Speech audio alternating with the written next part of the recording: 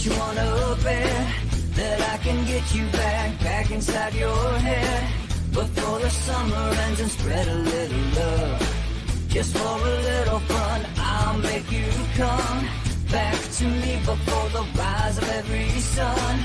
Baby, it's meant to be, I know you got a man, but he don't understand. You're gonna be a heartbreaker. You're such a love taker. So just suck me in and you can toss me like a cigarette. 'Cause I just wanna be a bad habit, yeah.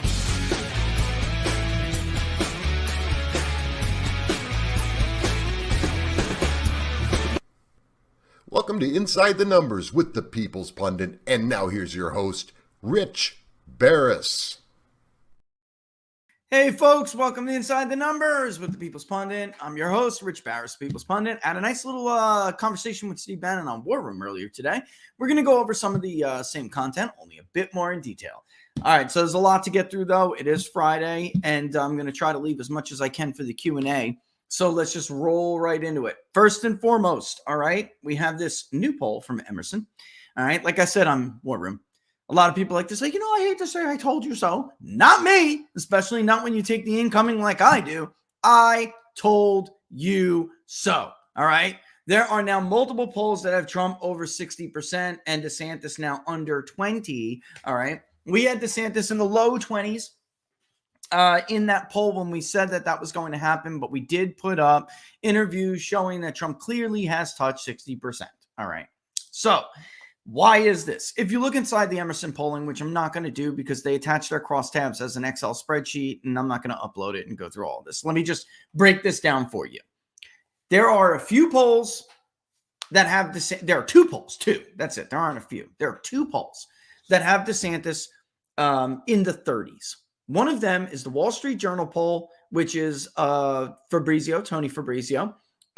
He does, whatever it is, some work, but he does happen to be Trump's old pollster and never really had a great relationship. So you take that for how you take it. Why? And I will be honest and tell you this frankly. From what I hear, Tony Fabrizio is, one of those guys who is not going to tell Trump everything he wants to hear or everything how Trump wants to hear it. So they had a bit of a falling out. All right. It's also the poll that was used a lot by the Senate, National Republican Senatorial Committee, to kind of pull back on some of the Senate races, Blake Masters being one of them. You have in the very same week, a poll conducted by the AARP, that showed Blake Masters just getting crushed, which the NRSC digested and made a decision not to help Blake Masters based on, yet Blake Masters, same pollster, conducted internal poll showing that it was, like a 3 or 4 point race, which in the end it turned out to be, right? I don't know what explains that disparity. You do a poll in the same week and get that kind of a difference, something's amiss. I don't know. Something's wrong. That doesn't happen to us. Let me just put it that way. And then, of course, the other poll was done for ABC News, which is Hart Research. This time, however, they had a partner, Public Opinion Strategies. If that rings a bell, it's because it's the poll that is being put out showing DeSantis either beating Trump in some of these early primary states or, at least doing better than against Biden than him. There are no crosstabs. They've been largely criticized, widely criticized, and they're Mitt Romney's old polling firm. All right, a guy named Neil Newhouse happened to be the father of Unskew the Polls. I am looking at our recent polling data, and it looks like Emerson's. I couldn't fudge the numbers. If I wanted to. I couldn't wait for age, education, or anything to get DeSantis anywhere near 30%, ladies and gentlemen. DeSantis has been on a downward track, and it was before the indictment started. As I brought up on War Room, it really came down to DeSantis getting more scrutiny, and both on his policy positions and on how he is and acts. And it's no secret. It's an open secret. He's a little bit awkward of a guy, super smart guy, but awkward and not very personable. I think Congressman Stubbe said it best. I'm not going to rehash this stuff. If you watch Inside the Numbers, you know what I'm talking about. But really, when it comes to Republican primary voters, they had the real thing. And they're going to hold candidates to a very high standard. And the Ukraine issue, and we're going to talk more about Tucker later, but, consequently, or I should say, coincidentally, when Tucker had asked for those detailed responses on Ukraine, and it looked very consultant written, but exactly what MAGA wanted to hear. Ron DeSantis's position was on the issue of Ukraine. And then he got what? What happened? He got criticism from the establishment. He buckled under the phone call pressure. He buckled under the headline pressure, and he started to flip-flop. I mean, it was a dead-ass flip-flop. It was like a three-way, four-way flip-flop. It just went back and forth. Republican primary voters raised their eyebrows at that, and that was really the first big crack in his armor.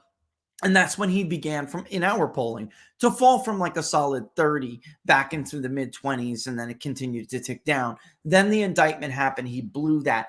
I'm saying there were a series of events that gave him a chance to shine, and he boffed them. And he boffed them to the point, I really don't know how you unboff this stuff. There are going to be people who are never going to be reconvinced now to back him. It's just not going to happen. And then you couple that with what Emerson is showing, which is the once older, educated, vote that he began to try to build a base out of has abandoned him again for Donald Trump. We see it. And I'll cite this interview. I tell people this guy a lot because it's just true. It's one of those we used to call Mr. Rogers mindset voters, where they just never believed that something like this would happen in the United States of America. They would never prosecute a former president, to keep him out of the White House again. And then it happened. And to these people, it was a line we just shouldn't have ever crossed. You cannot cross in a free country. It's obviously politically motivated. So for them, it was, now I'm back to Trump, because the only way to rectify this situation, to fix it, is not to elect somebody else. It's to, again, support the guy that they've done so much to destroy, because he has been defending us. And that old guy's never coming back. He's not going back to DeSantis. He's a Trump or die, and that's it. Not Trump or bust. I imagine that gentleman will vote for whomever the Republican nominee is. He's not part of the Trump or bust category, but he is the Trump or die category now. So he feels there's no reason to back anybody else other than Donald Trump. This is a crowded poll.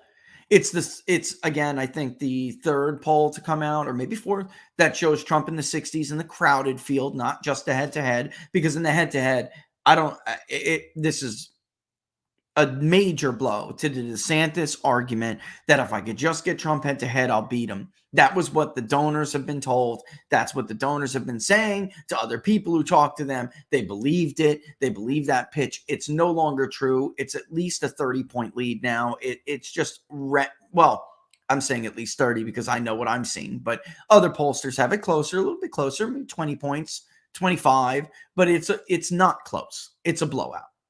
You were never getting the younger MAGA vote. So if you look inside these Emerson polls, you will see that really what happened here, Trump not only maintained that 45 and below MAGA, right, his younger Republicans are MAGA Republicans, but above 45, really specifically above 65, 4-year degrees or college educated and above, that is gone now for DeSantis. And so building a base is impossible. It's impossible.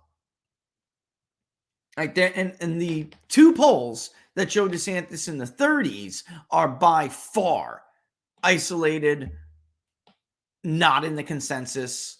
I don't know how the hell it's being done. It's also worth noting that the Emerson poll continues IVR. So if you're going to find that older traditionalist, and I hate again using that word, it's just a word the media uses, so it's trying to help you understand.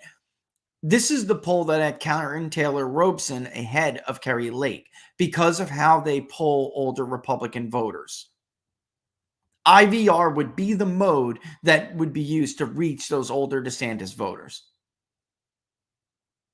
So understand, this isn't an issue of, is there too many SMS texts? in here? Are there too many calls to cell phones in here? Are there too many online responses in here? That's not what's going on. This is actually a lot like a Rasmussen favoring the older, I still have a landline Mitt Romney voter.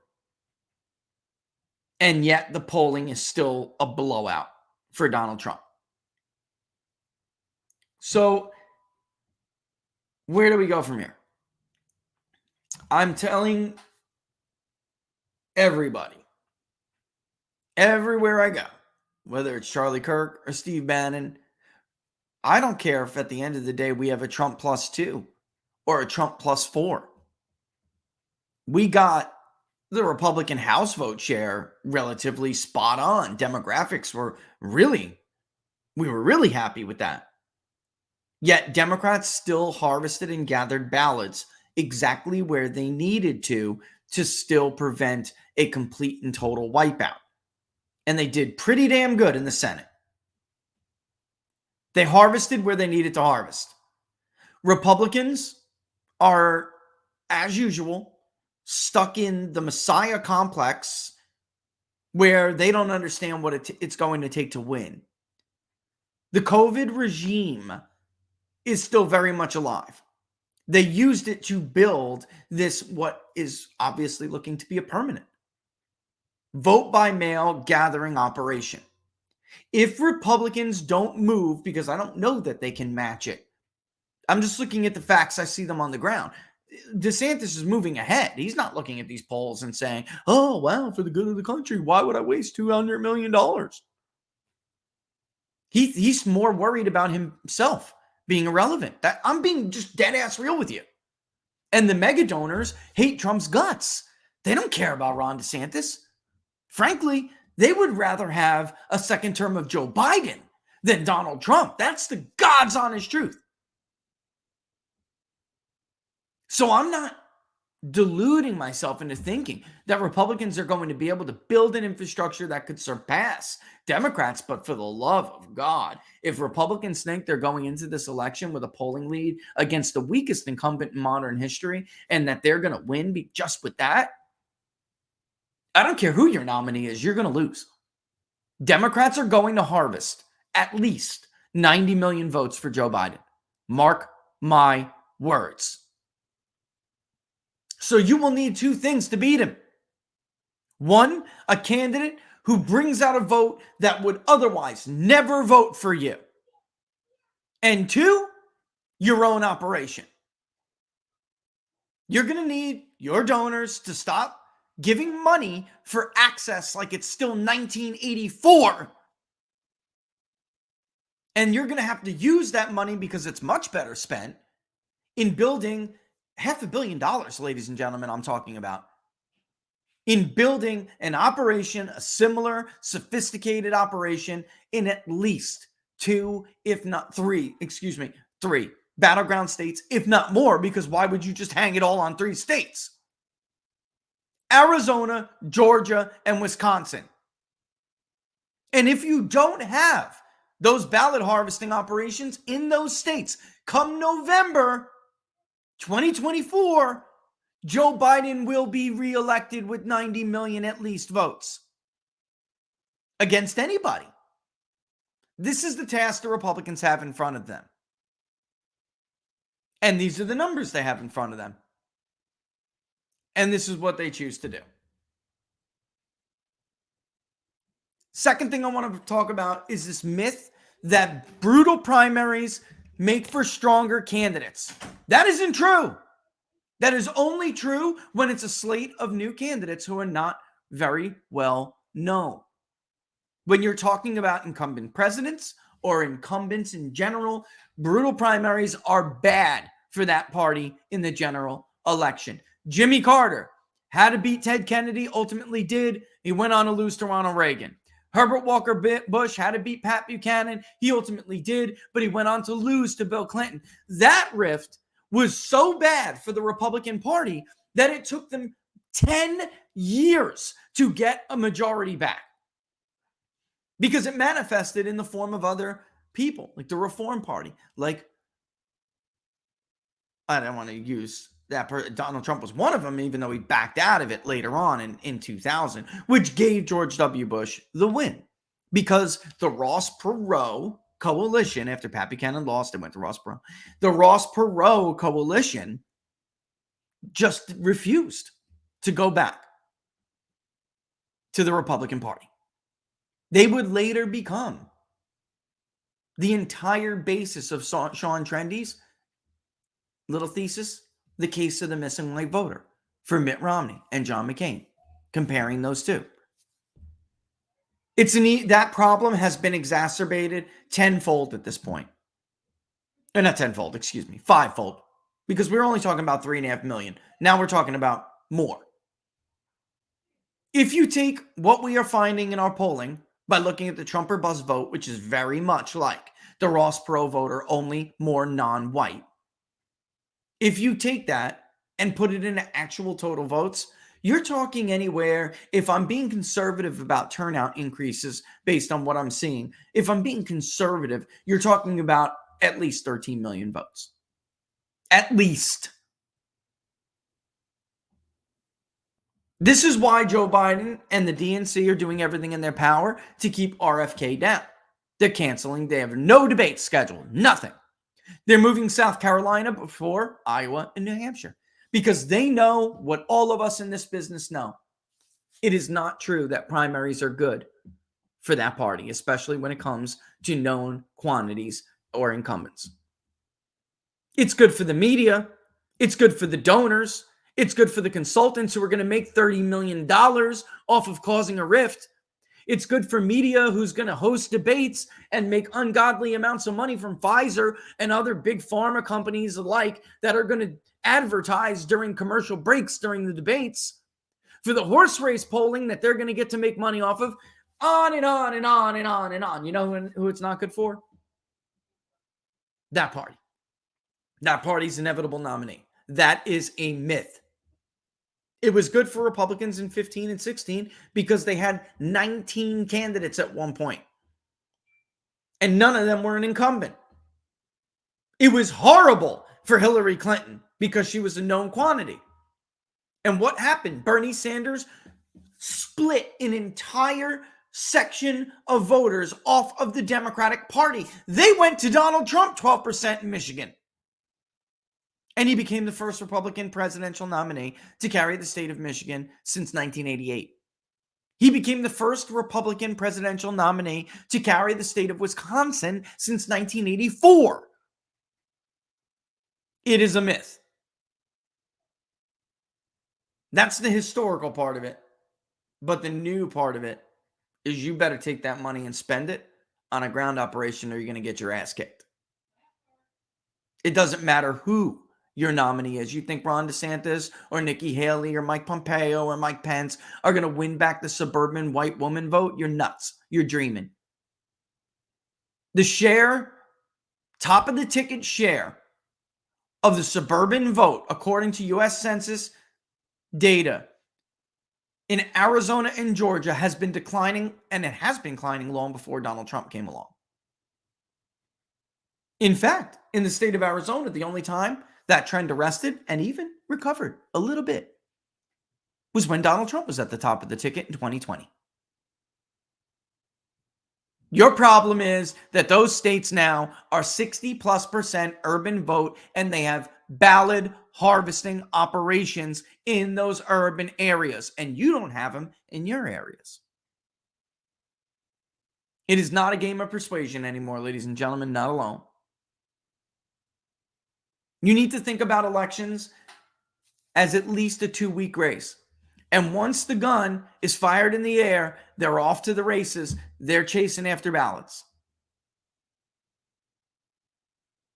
Mehmet Oz should have won that race in Pennsylvania. He was out-foxed because of mail-in voting. Close race nonetheless, sure, but it didn't matter because Democrats got enough people to return their ballots. That's where they spent all their money. Herschel Walker should have beat Raphael Warnock in the state of Georgia without even going to the runoff. It never should have happened. Walker did worse in the runoff, so stop thinking about the runoff. Think about the initial round of voting. because everybody abandoned Herschel Walker after the initial round of voting anyway. 1 point separated them. Warnock paying $40 an hour to people who needed money and to put bread on the table to go harvest votes in Gwinnett, Cobb, DeKalb, whatever, Fulton. That's what won the election. Herschel Walker should have won that election.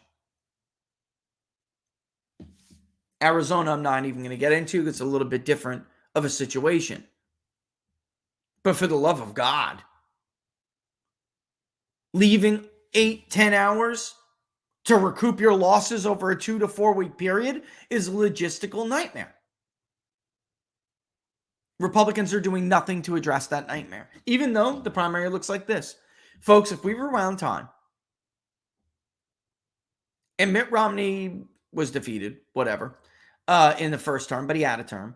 And then he was the presumed nominee. He had more than 6 in 10 people choosing him in the primary polls. Do you think Fox News would be pushing for a divisive primary where a conservative or a populist would have a chance to win that nomination? No, they would not. No, they would not. So remember, it's 12:20. We got to move ahead. We got to move ahead quick. Moral of the story here is, I told you so. This is not just one thing, the indictment. This was a series of missteps, and I don't know how you unring the bell unless you change who DeSantis is. He's the only non-Trump. If he completely falls and collapses, which he's starting to. But they gave him so much money already, so they're going to try to prop him up. I mean, the money has been spent, folks. Go look at the filings. It's an obscene amount of money. They're not gonna want to bail that easy, especially when, what do the consultants care, folks? What does Jeff Rowe care?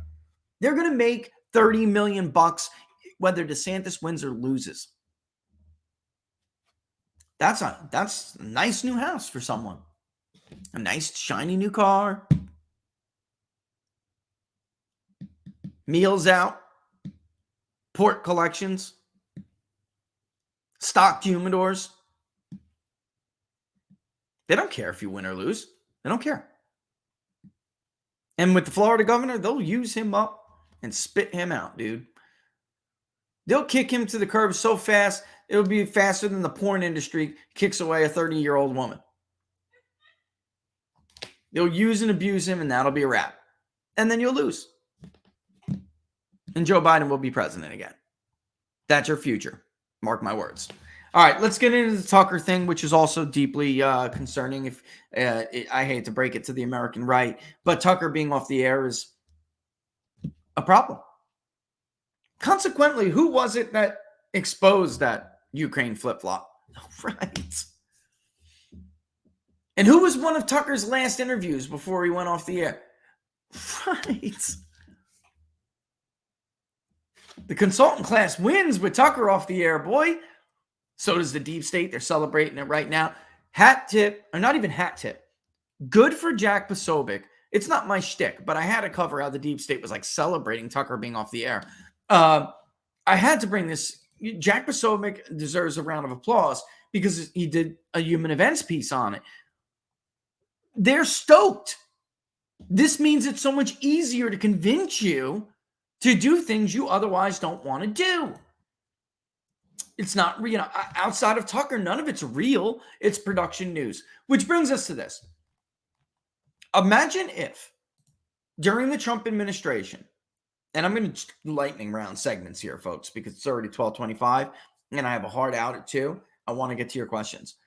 Imagine if Donald Trump got caught planting questions to Fox News when he was the president. The Trump White House plants questions to Fox News. They would be lamenting the end of press freedoms everywhere. Let's show it. The LA Times denies it, of course. I'm not going to bring it up, but there you have it. And what she asked is, let me take a quick sip of coffee and I'll give you the gist of her question. The gist of her question was, Mr. President, you're trying to be tough on China, but doesn't that hurt our partner, our ally in South Korea? Listen, you're going to see this all through the 2024 election.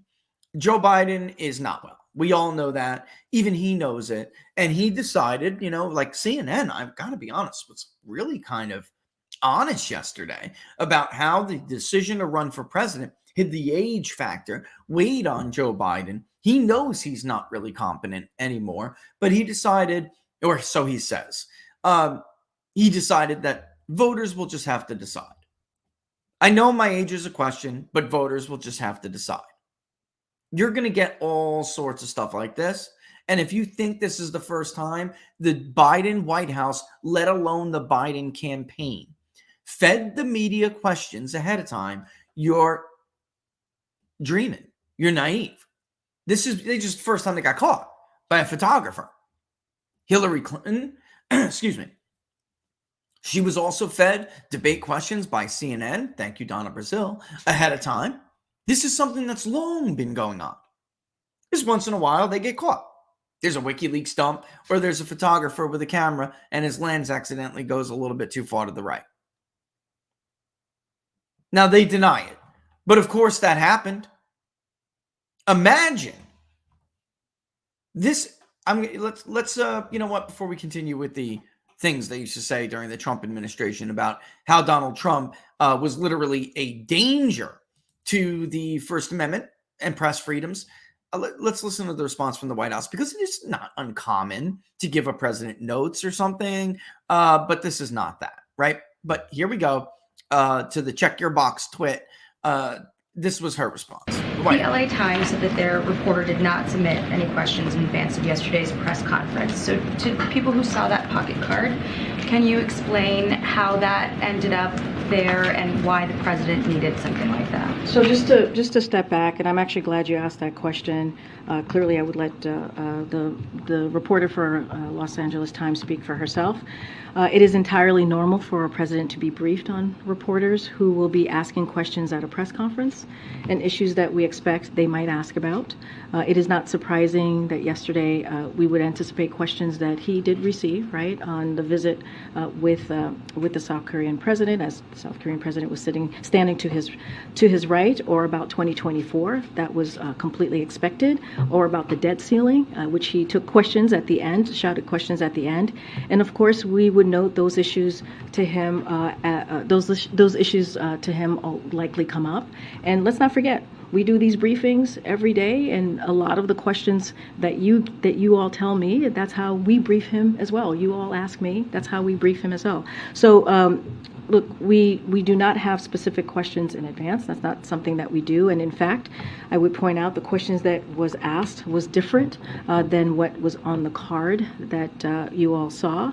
And look. Yeah, right. I'm sure you're glad that you got a planted question about the planted question. Right. That's real, genuine.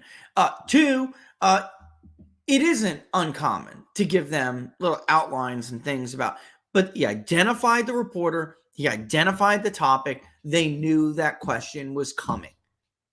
That was disingenuous. As Emerald Robinson, who got fired from Newsmax over, being very much like Tucker, was fired. I mean, let's face it, she just waded into waters that advertisers did not want wading into, donors did not want wading into, and, they get rid of you for that. Her case was the vaccine, and Tucker's case, and it's more than the vaccine. It was more than the vaccine.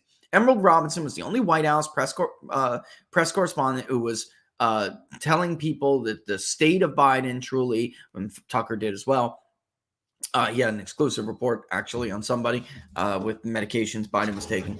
That is not good. They can't allow that. But Emerald Robinson also was talking a lot about what a charade the White House press corps was, and how this was not at all an adversarial relationship like we saw during the Trump administration, which wasn't even adversarial. There needs to be a new word for that, because press is supposed to be adversarial to people in power. That was opposition, what was happening under the Trump administration. And I don't see Baldy from Reuters or anybody else making any comments about how this is a violation of the public trust and how this directly puts the idea of a free press in jeopardy. If this happened under Donald Trump, Fox News would be laughed out of the business. Laughed out of the business. That didn't even happen to the outlets who were given unprecedented remote access by the Trump White House, alternative media outlets that the Trump White House allowed to participate in White House press briefings for the first time ever, which the White House press corps absolutely hated. They hated that idea. And yet Trump still took questions that he didn't know were coming. This is already a White House that historically has held fewer pressers, forget about what the president himself.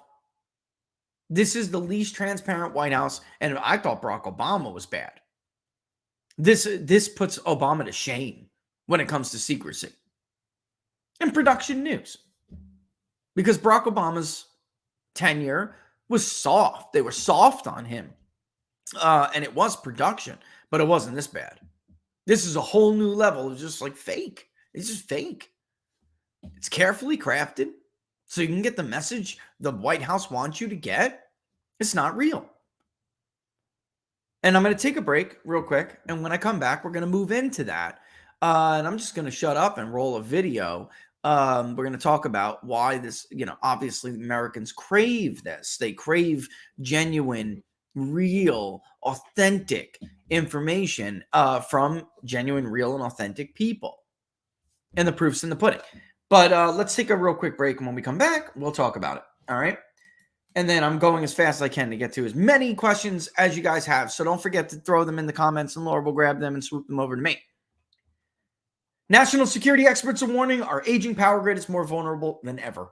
January marked the third time a power station in North Carolina was damaged by gunfire.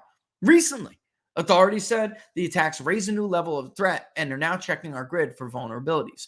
They identified 9 key substations, and if these substations are attacked, power could be knocked out from coast to coast for up to 18 months. Imagine a blackout lasting not days, but weeks or months. Your life would be frozen in time at the moment the power fails. Lights all over the country would go out, throwing people into total darkness.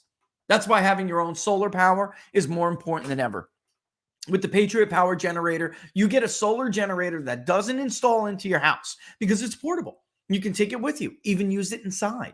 And right now, you can go to 4patriots.com, use the promo code TPP10 to get 10% off your first purchase on anything in the store, including the Patriot Power Generator, with which you get solar generator that doesn't install your house. It's good enough for your phones, your medical devices, even your fridge, and you'll also get their famous guarantee for an entire year after your order, plus free shipping on orders over $97. A portion of every sale is donated to charities to support our veterans and their families. Go to 4patriots.com, use the promo code TPP10 to get 10% off. Again, that's 4patriots.com. Use the promo code TPP10 to get yours today. And I believe today is the last day where you can get that insane deal where you get the People's Pundit 3-month survival kit, almost 700 servings on top of the solar generator for the price of the solar generator. And you get to use the promo code on your screen to still knock 10% extra off. It's a savings of almost $1,000. And I believe the count is still ticking. All right. But we're running out of time for it. So don't forget to take advantage of it. 4patriots.com. All right. Let me just run this video. We'll go over it. Actually, no, let's do the article first, and then we'll run the video because of how they frame it in the article, which of course proves the point all over again. These people just don't learn. The narrative is more important to them than anything. They just don't learn. Tucker finally broke his silence, popped on Twitter. And the last I looked, actually, it's more than this article shows, because the article's obviously not stale, but it was hours and hours ago. So last time I looked, I think they said it got 4 million. Last I looked, it was like 20 something million. And he popped on there, a 2-minute video, and it crushed on Twitter alone. It crushed the viewership of Fox News, 8 p.m., his old slot. And listen, that says nothing of the person who is trying to fill unfillable shoes. It's says everything about Fox News. And we're going to talk a little bit about Fox more, but let's read this first, all right? Tucker Carlson's comeback video gets more views than his primetime Fox News show did. And that's true. I mean, even now on Twitter, and I'd have to go and look, but on Twitter alone, it is even surpassing what his show used to do. Forget about how it crushed a guy. We're at 21.9 million views on Twitter, this video. But let's read the article. Tucker Carlson's first video since his Fox News firing took only an hour to surpass the ratings of his old primetime slot on Fox News. Rupert Murdoch's news network parted with, and by the way, you should read the article on Breitbart right now. Inside information, he obviously talked to Tucker and others. All right. You need to read the article about the Murdoch's power grab now that both Dan Bongino and Tucker Carlson are gone. And then we're going to talk about the evolution of Tucker and what Fox's prospects are, because it will impact news coverage, of course, impacts elections. And I don't see how Fox recovers from this, because Megyn Kelly was 100% right. The main problem Fox News has is that they are overreacting, desperately attempting to keep their audience, and it's an audience they don't understand. They pretend, they're pretenders to be like the Hallmark channel of cable news, but that's not who they are as people. Have there always been exceptions? Yes, of course, but that's not who they are.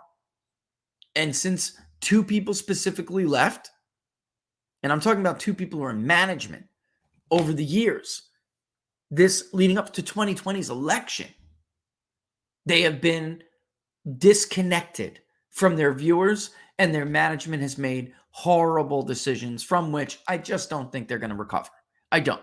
Because at the end of the day, their aging audience of so-called traditionalist Republicans are going to die. This is true.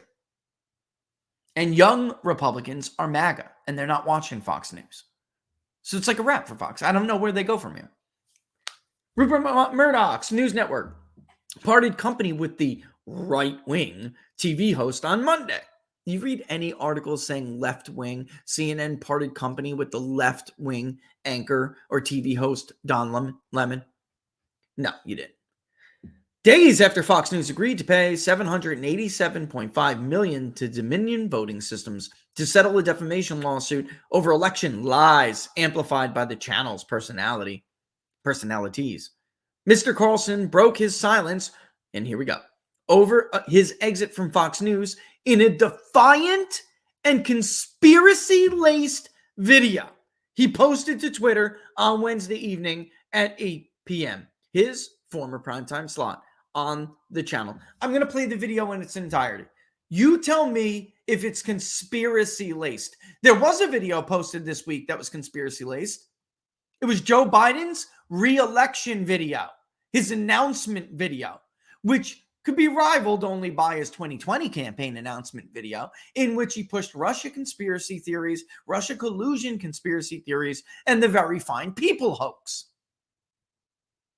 I'm going to play this clip and you tell me whether it's laced with conspiracies. Good evening, it's Tucker Carlson. One of the first things you realize when you step outside the noise for a few days is how many genuinely nice people there are in this country. Kind and decent people, people who really care about what's true, and a bunch of hilarious people also, a lot of those. It's got to be the majority of the population, even now.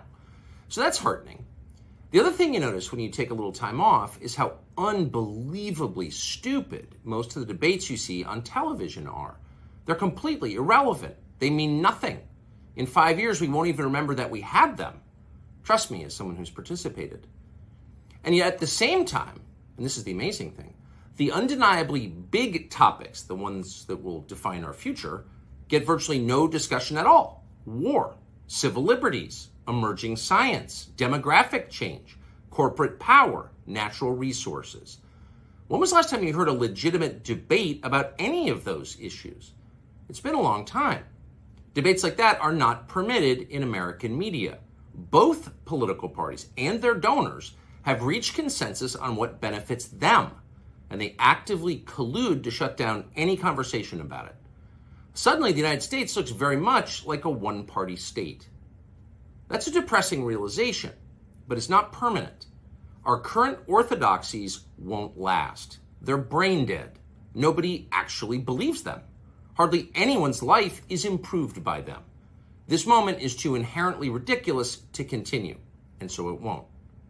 The people in charge know this. That's why they're hysterical and aggressive. They're afraid. They've given up persuasion. They're resorting to force. But it won't work. When honest people say what's true, calmly and without embarrassment, they become powerful. At the same time, the liars who've been trying to silence them shrink, and they become weaker. That's the iron law of the universe. True things prevail.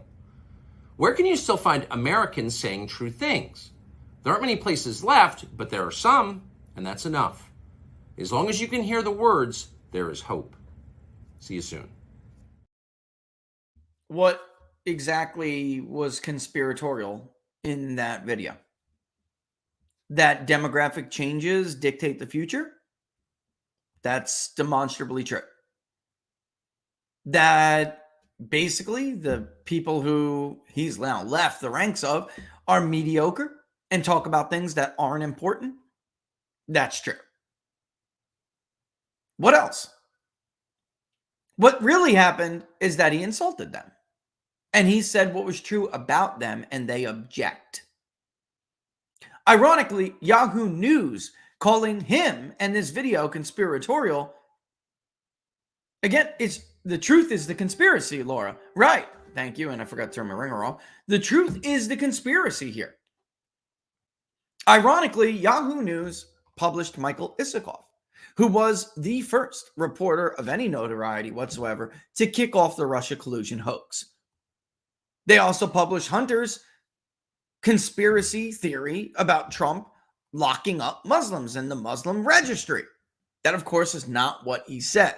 In that interview with Hunter, he said, we need to look into different things, yada, yada, yada. He did not say that he was proposing a Muslim registry. Yet, they published that, and then to which CNN regurgitated it. Trump calls for a Muslim registry. Irony at its finest that these people would be calling anybody conspiracy theorists. Let's finish reading the report, however. The conspiracy-driven video, twice they said it, twice, had more than 1.8 million views in the hour after its release, with more than 5 million people seeing it on their timeline on Elon Musk's social media app. All right, listen, according to Mediaite, the word, I think it's important we stop and address this. The term conspiracy theory is used by legacy media, corporate institutions, the halls of power, to stop debate and to destroy the credibility of people who question their lies. If you look it up in the American lexicon, you will see it appeared nowhere before the JFK assassination. When people began to question the committee's findings and their work on the Kennedy assassination is when the New York Times, for the first time ever, began to repeatedly regurgitate this term from sources in the administrative state. Conspiracy theory, conspiracy theory, conspiracy theory, conspiracy theory. And ever since, it has been their go-to to attempt to discredit those who question their lies. You can take it to the bank. WMDs, you question whether Saddam Hussein tried to sell yellow cake to Al-Qaeda? You're a conspiracy theorist. You question whether or not we had a pretext to legally and lawfully invade Iraq? You're a conspiracy theorist. You question whether the NSA is engaged in a mass illegal metadata collection, spying operation on average American citizens? You're a conspiracy theorist. You question whether they're telling you the truth about Donald Trump being a traitor who colluded with Vladimir Putin and the Russians to steal the 2016 election. You are a conspiracy theorist. You read through WikiLeaks and take what you see as proof that the media is, in fact, a corrupt, incestuous relationship with the Democratic Party, and there's no line that separates either one of them, and you are a conspiracy theorist, and Chris Cuomo will, on his show, tell you that it is illegal to read them. Don't be a conspiracy theorist. That's what we're here for.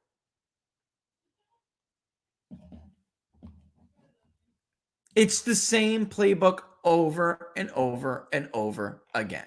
By 1 p.m. Eastern Time on Thursday, the video had been directly watched by 17.3 million users and seen on the timeline of 57.8 million. Meanwhile, the latest data for Fox News in the 8 p.m. slot on Tuesday, 25th of April, is that replacement host Brian Kilmeade drew just 1.7 million viewers. That is well below the 3.3 million viewers that Mr. Carlson averaged in the slot. Here's the problem for Fox News, and overall will become a problem for Americans as you engage in elections. Fox News' audience is the low information Republican audience, just like Rush Limbaugh used to say. It was Tucker Carlson who brought in these higher information people that didn't like either one of the parties, frankly. They loved the segment with RFK Jr. Loved it. Tucker didn't make the editorial decision to cut some of RFK's interview because he said things that, frankly, the producers may have just disagreed with.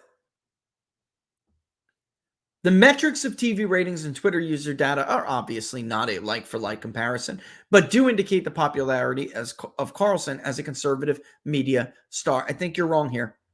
I think by painting Tucker as conservative, you're missing the point. Tucker is not a traditional conservative.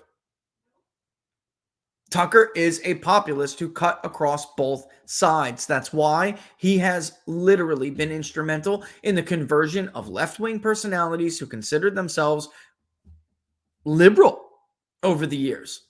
Dave Rubin, right? We could go on and on and on. Richard Dreyfuss would go on his show. And by the way, while somebody like myself would say I disagree on a lot when it comes to Richard Dreyfuss, they would have intellectual conversations about things Tucker was just talking about. What really matters? Corporate power. How much will that matter in the future of America if we don't check it? If demographics are going to change dramatically, what impact will that have on our communities and our polity? Fast forward an hour, 2 hours, click over to MSNBC and CNN reacting to Tucker Carlson's latest show. Did you hear him engage in that conspiracy theory that people widely call replacement theory? You show them comments from Democrats dating all the way back to Ted Kennedy, pushing replacement theory, defining it, advocating for it. And you'll just be ignored, and they'll call you a conspiracy theorist. Americans are going to want this. They're going to want it. January 6th. That's right. Here I go. I'm going here. Who was pushing the conspiracy theory? Who else would have had the impact from getting that footage, which is something I said at the time. I didn't like that Kevin McCarthy gave it only to Tucker Carlson. But be honest, who would have had the impact that he had? Changing the polling that you see with Rasmussen. Speaking of Rasmussen, new poll just out. Let's look at it. Actually, I don't know if it's out yet, but if it's not, sorry, Rasmussen. Check out Rasmussen Reports later to read the entire article. I got it earlier this morning. Here is a new survey of 945 U.S. likely voters. Impression of the Fox News channel, 56%, which I think is actually a little bit high. Combined favorable, 56%. If you look at combined unfavorable, you're looking at a much closer though, right? 42. Still, nonetheless, plus 14. Look over at Republicans and you'll see that there is a third of the Republican Party that does not like Fox News. 50% of Democrats do. This is why I think that they're a little high. If we pulled the favorability of Fox News, I think we'd find it much lower. Or at least, no, I think we'd find it much lower. And if we polled the impression of Tucker Carlson, I'm not sure what we'd get. But here's what they got. 36% very favorable compared to only 24% very favorable for Fox News. 23% somewhat favorable compared to a comparable 28% a somewhat favorable rating of Fox News. So again, Tucker Carlson having a higher favorability rating than Fox News, but it's more than that. The intensity behind it. Look at Republicans. Look at Republicans. 44% of Republicans view Tucker Carlson very favorably. Only a little over a quarter of Republicans say the same about Fox News. In 2015, Fox's brand index began to take a massive hit. It never fully recovered. Even during their so-called glory days, I would say, when Trump was president and he'd call in a Fox and Friends every Monday, early in the morning. Because the rest of the media world is too damn lazy to wake up that early on a Monday. That's why they love Barack Obama and Joe Biden. They don't work. They're lazy. They'd rather get them, information on Twitter and just basically troll people and steal other people's ideas and stories. That's their idea of journalism. Guy who wakes up 4:30 in the morning and turns the residency light on at the White House is going to piss them off. Oh, God, does this guy ever sleep? Trump barely slept. I don't know how many hours he would get at night, but these guys still had a hangover headache when he was like bright-eyed and bushy-tailed. And this is the core of Fox's problem. They don't know who their audience is. Their brand index in 15 and 16 never would have taken a hit if they knew who their audience was. But by then, it was already waning, the influence of Roger Ailes and people who had like-minded views at Fox News. Tucker was an accident. That's right. Tucker getting the 8 p.m. hour, his meteoric rise, was an accident. They were reacting to their terrible decision to try to take out the preferred frontrunner to the Republican nomination and push Jeb Bush and Marco Rubio and Ted Cruz and everybody else the electorate didn't want. So they overreacted in an attempt to placate angry viewers. And they put Tucker on there. He never would have gotten that slot if it wasn't for their holy you-know-what. I can't believe this guy won. Fox News was dying to tell you the next Wednesday, the next day, they were dying to tell you Wednesday morning after looking at a very blue map with Hillary Clinton easily defeating Donald Trump. They were dying to tell you, I told you so. See, you can only win with Mitt Romney. You could have only won with Jeb Bush. You could have only won with Marco Rubio, even though, of course, that's not true. Their own viewers and voters rejected them in 15 and 16. Rejected them. Despite their polls showing Trump was the weakest candidate against Hillary Clinton, they didn't listen. And if you asked them what they thought, they would tell you Trump's the only candidate who could beat Hillary Clinton. Tucker heard them. And he was a very small minority voice, and he became the flagship anchor because of it. Because Fox was shocked and couldn't believe that they were wrong. Then, let's face it, they did things through 2018 and 2019, but let's just go into 2020. They did everything they could to look like they were supporting Trump while helping Joe Biden get elected. It's just the truth. They made a ridiculous call on Arizona, which proved it did not prove to be the right call. It did not. It proved they jumped the gun like they jumped the gun in 18. They were the ones who had to make. They're trying to get back in the good graces of both their viewers and the legacy media establishment. It's an impossible task. I want to placate the DNC and get debate money back, and I want to get back in the club in the Washington, D.C. and New York media clubs. I want to get back in that while still somehow pretending to represent our viewers. It's an impossible task, and it couldn't go on forever. With Roger Ailes there and others, he did a better job at it because he knew at the end of the day where his loyalty needed to stay. The Murdochs do not. The Murdochs are not like their viewers. They're not the American right. They're globalist elitists. They hate Donald Trump. They want nothing to do with his movement. They hate people who follow him. They hate you. They hate your guts. And if you think you're on the left and you're one of the little people and somehow they think better of you, you're wrong. You're the dumbest of all of them. In their minds, you're actually below those they view to be the dumb like Hicks who support Donald Trump. And it's impossible for them to move forward pretending there's something they're not. The charade is over. It's done. Anyway, that's how they got in trouble with Dominion. For this stupid Yahoo News article, who was the one who called Sidney Powell a liar? Who was the one who, at Fox News, of all the big personalities, who sounded like Barnes and I when it came to Dominion? Tucker. If I remember correctly, he called Sidney Powell a liar on air.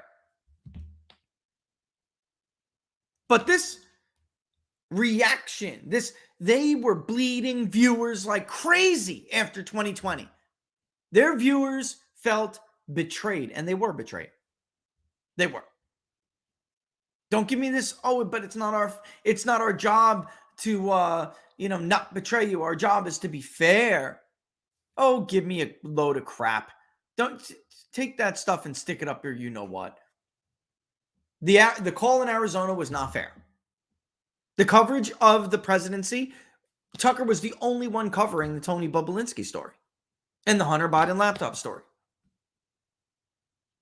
Fox did not cover it ad nauseum like that. Not like they covered Russia collusion, which ended up being a lie, a conspiracy theory. Fox entertained Russia collusion. You think their viewers didn't know that? Absolutely they did. Every single time the Washington Post or the New York Times or somebody dropped their new bombshell that turned out to be fake, Michael Cohen visits Prague. They covered it. Donald Trump communicated with WikiLeaks before, must have, because look at the date. Oops, the date's wrong. They covered it.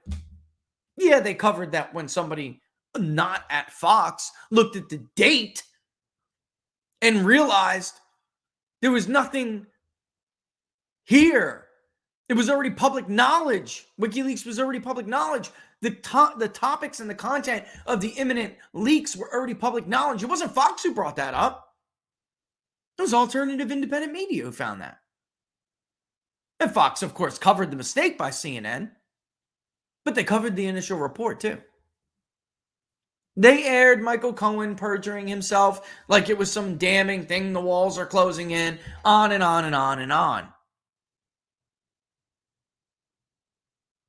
So when they started bleeding viewers in 2020 because their viewers realized they had been working with like their enemies the entire time, they put people on the air that they should not have put on the air. And that's how they got into this in the first place. Now, once again, because the lawsuit, $800 million, they're overreacting again. This may be Fox's final mistake. Because in 5-10 years, the last of the Mitt Romney voters are going to be 6 feet under. The last of the McCain machine will be a tiny minority. And the rest of them will cease to be breathing. Time changes everything, including big media outlets. They don't last forever. And with that in mind, let's see. Do we get to some questions or we take a break first? What do I want to do here? I'm going to take a break real quick first, and then we'll come back and we'll do some more questions, right? Is that what you want to do, Laura? I think that's what Laura wants to do, and I think she's right. All right. Yes, because then all you have to do is focus on the questions. Because she's going to kill me if I don't get most, if not most, all of these questions done. She's going to kill me. She gave me a hard time last week because we missed some. I did a good job, but we missed some. So let's do that. Let's just leave the second half of the hour we were going to have things got changed. Next week we'll have, because I know some of you were wondering what happened to the story about talk about conspiracies. It is a conspiracy. The fake allegations that Republicans on a school board discriminated against LBGT, whatever, XYZ, kids and teachers for that matter. We're going to do that next week, though. Okay. Probably when, Laura? Wednesday? Is it Wednesday or Monday? I don't know yet. Wednesday. Okay. Because I know we told people that was going to be Friday, but just to clear the air. All right. Let's take a real quick break, shall we? We shall. All right. Look, our friends at Jam and Bean, also Patriots, Patriot owned and operated, are offering an incredible deal. I don't know when much longer it's going to last. We're at the end of the month now, and that's when people revisit stuff. So I want to urge you to go ahead and take advantage of the deal that they have up right here on your screen. jamandbean.com. Use the promo code TPP40 on any new subscription, and you will get 40% off the initial subscription, plus you still get the 10% off of the People's Pundit 10% discount on your renewals. All right. Their coffee is delicious, whether you are like me, and I like both. I like to have best of both worlds. I want to ground freshly roasted beans, and I want them as fresh as possible when I have time, but also sometimes my busy schedule simply doesn't allow it. And I got to go with a K-cup and get out, real quick, get out of the house real quick and get on to work. Right. They got them both. They're both delicious. Many different selections and flavors, something for everybody. You'll love it. Send us your feedback. We love to hear it. You know how I feel about their popcorn. It's absolutely to die for. Cool video right here. If you go check it out, they'll give you a little inside peek at how the roasting is done and how the popcorn is made. And by the way, they got maple syrup up, which Laura's been waiting for. We got to get that maple syrup, Laura, which is, I got to tell you, I've been waiting for this maple syrup. I'm excited about it. I can't wait. Whatever you subscribe to, use the promo code on the new subscription, TPP40. And when you do, like I said, you get 40% off that first initial subscription, but then you'll still get the People's Pundit 10% discount on subsequent renewals. All right. One more time, jamandbean.com. It's on your screen, TPP40. Thanks, Laura, for the backup. All right. Let's see. Thank you. Let's see. What do we got here? Where to go first? This is a great question. Hold up. Ooh, do I want to show something new? Well, I don't want to show something new. I want to show something a little bit older. All right. To answer that question. And it's a great question. YouTube, Jack says, but how the heck does Trump ever win a general election? Not much enthusiasm for Biden, but the anti-Trump vigor will overcome any apathy. Thinking about this all wrong, Jack. Biden doesn't need enthusiasm. He has his vote by mail infrastructure, or what he referred to in 2020 is something very different. The biggest ever, right? And I'm not going to do it because I'm on YouTube, but you know what I'm talking about, I'm sure. All right. That's irrelevant. Whoever is the nominee will need to have this in place as well, but they're going to need somebody who can get out as many people as possible and get out people who otherwise will not vote for other Republicans. I don't know if you saw our example, but I have long been a skeptic of the Republican ability to win the silver state, the state of Nevada, at the presidential level. All right. I'm going to use that as an example to explain why it's actually not even as of now, period. It is Trump has the best chance of winning. Forget about the Emerson poll that just shows that DeSantis actually doing worse against Biden. If you look at some of those polls with DeSantis showing doing better, they're in my mind, and Mark Mitchell and I discussed this in great detail when he was on from Rasmussen. It's not the margin, it's the vote share that matters. All right. So all you're seeing are people pulling back from Biden in many of these other polls. You're not actually seeing increased support for DeSantis. All right. And that's because that's a matter of name recognition, right? There are some exceptions to that rule, but I don't take them with any grain of salt because I know what I see in my own poll. People simply don't know. The Emerson poll only was normally they've had Trump ahead. And the only reason they didn't this time is if you really look into the crosstabs, you'll see this. Independents were split basically between Biden and Trump, and they were very undecided again, a third and a third.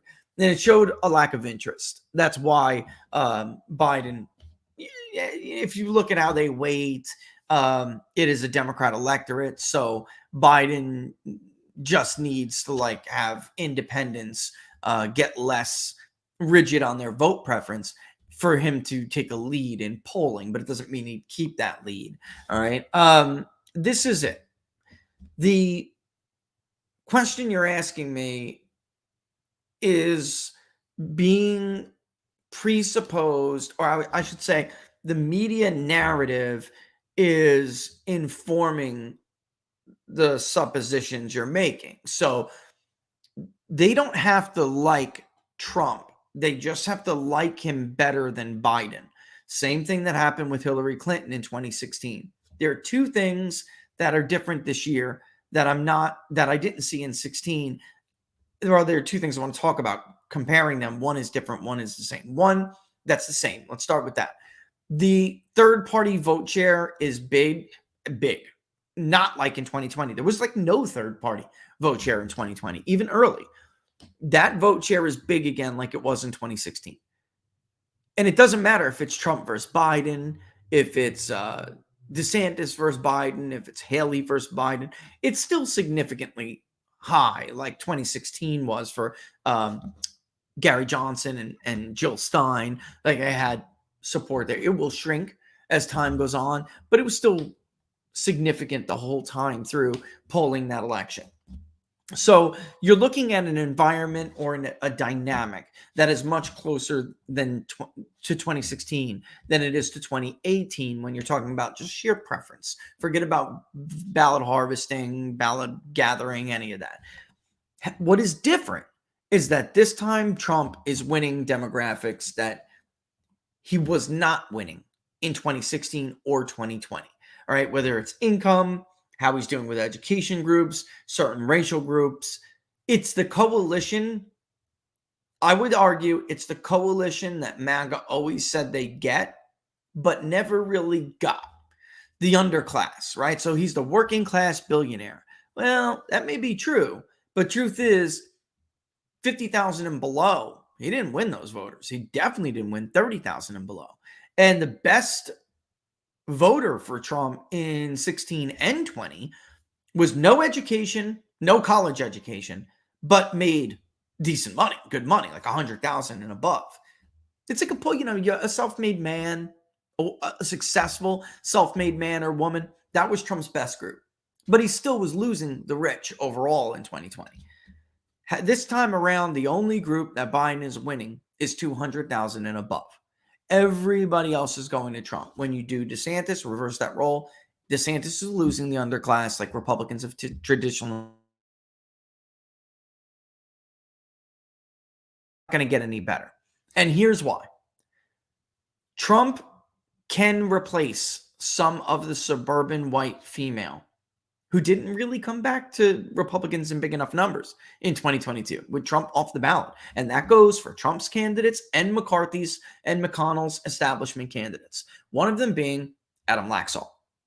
He was endorsed by Donald Trump, yes, but Laxalt is not, he is not known for being MAGA. And if he was, you wouldn't have had Mitch McConnell being so vigorously behind him. The Laxalt name is a big name in the state of Nevada. It was basically royalty. His family's been around forever. Okay. I want to show you something. Washoe County is the whiter of the two. You have Washoe County, the second biggest county in the state of Nevada. You have Clark County, which is the biggest, representing 70%, sometimes more actually, of the entire statewide vote. And then Washoe is the second largest. Bear with me. Let me put it up on the screen and I'll show you where I'm going here. There were people in polling in 22 who said that they would vote for Adam Laxalt if they would go out and vote, and they did. So they really weren't ready to move over to the Republican Party yet. And these are talking about non-white voters. All right. Whether Laxalt or Lombardo, any of them would do better with the whiter educated groups in Reno, it's just not true. It didn't happen. Trump did better than them when you compared the polling. And even though we had Laxalt up here, I'm going to show you why he lost. Okay. Ultimately, why he lost. Let's just straight go to region, come back to race in a second. And then we'll think about how this applies to everywhere. First, let's look at Laxalt. Here's Washoe County. Even though Laxalt had a 46 to 44 point lead, it was largely driven by the rest of state being a bigger margin for him than both Lombardo and Trump, by the way. And Clark County was doing very well in 45% compared to only 46 for Masta. Look at the whiter, more educated Washoe County. Adam Laxalt only got 42%. Remember, vote share matters more than margin. All right? Meaning it's more important that you have a higher share of the vote than it is that you have a lead, right? So like if candidate A is leading candidate B 50-40, 10 points.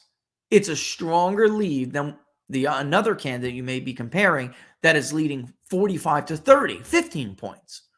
Why? Because candidate A is at 50. Candidate B may have a 15-point lead, but they're still at 45. So candidate A, actually, statistically speaking, has a stronger lead. All right. Washoe County, Adam Laxalt was mired at 42%, least share of undecideds. And Cortez Masto was at 51.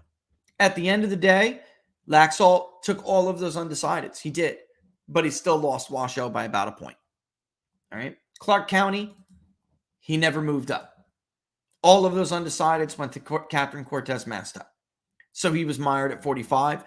Good, solid performance, but not strong enough if you're going to lose Washoe County. This is interesting. He did better. Republicans in general did better with the less white county than they did, not as a margin, I'm talking about historically compared. They didn't lose by 10 points. They did, down by 3, down by 5. So they improved. I shouldn't say they did better. They improved in the non-white county better than they improved in the whiter educated county. All right. And in the rest of the state, it was a rural area. Obviously, Laxalt just crushed it there. But at the end of the day, it wasn't good enough because of the urban non-white vote. The suburban vote swung back slightly. Like I said, he took all those undecideds. They did better with the white educated voter, including women, but it wasn't enough. All right, now look at Trump.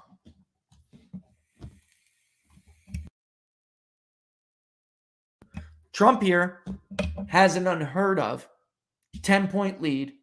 I don't care what other pollsters have found for Republican candidates in Nevada. If you go back to our 2016 polling, and real quick, I'll do it. We never had Donald Trump doing particularly well in the state of Nevada. We had that state going for Hillary Clinton. Other polls like CNN had Trump winning that state. We just never saw it happening. It was close. He may have taken a small lead at one point. Hold up. Going through the archives here. Tie. Oh, we did have a Trump +5 at one point. But at the end of the day, it was Clinton +2. All right. We did have a Trump +5 on October 20th. All right. But at the end of the day, it went back to Hillary Clinton +2. Why? Simple. Those non-white voters decided, and they decided for Hillary Clinton. Just what happened to Laxalt. Okay. Trump's strength in Clark wasn't strong enough yet. right? He was still in the low 40s, mid 40s. Here we have Trump compared to Lombardo and Laxalt overperforming in Clark County. He's already almost at 50% with 6% undecided.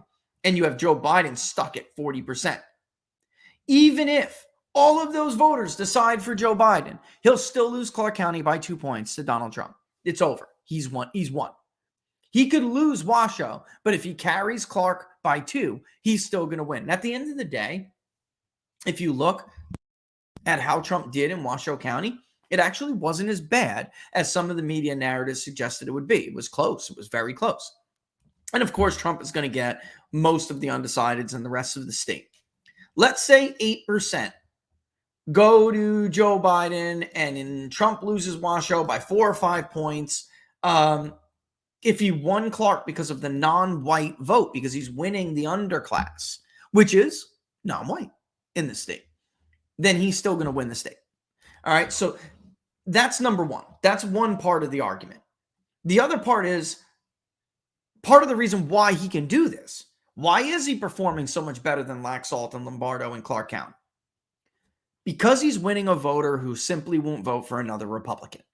He's winning the voter who is part of that 520 responses, whom we called back and we said, hey, man, did you vote? Remember us? Did you vote? 40 years old, makes $30-something thousand a year, has no college education, Hispanic man. He said, at the end of the day, man, I don't know. I didn't vote for Laxalt. I just didn't.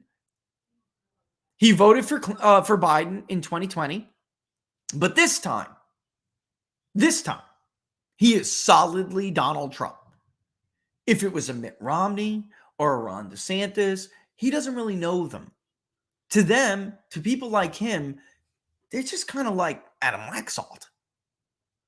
There may not be much of a difference. They haven't proved their mettle with this guy yet. He's exactly the kind of voter who could vote for, and he doesn't have the vote history, but who could have voted for Obama twice, then maybe Trump in 16, but he didn't vote in 16, then Biden in 20, which he did vote, but now would vote for Trump in 24. That guy.